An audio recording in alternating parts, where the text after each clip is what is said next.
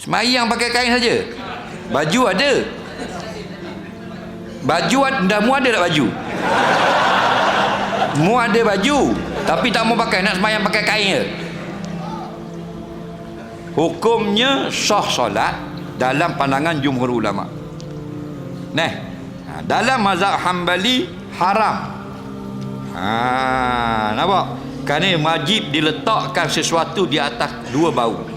Itu dalam mazhab Hambali. Pandangan jumhur ulama sah, asalkan menutup antara pusat sampai ke lutut. Okey? Dan perbuatan kita itu, orang yang ada baju digi semayang sehelai pakaian saja.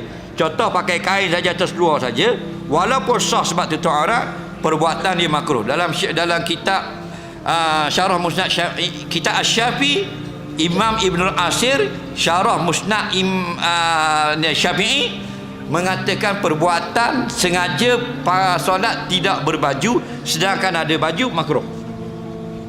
Okey? Makruh. Jangan buat lagu tu. Kalau mungkin periksa tak pakai baju boleh masuk periksa.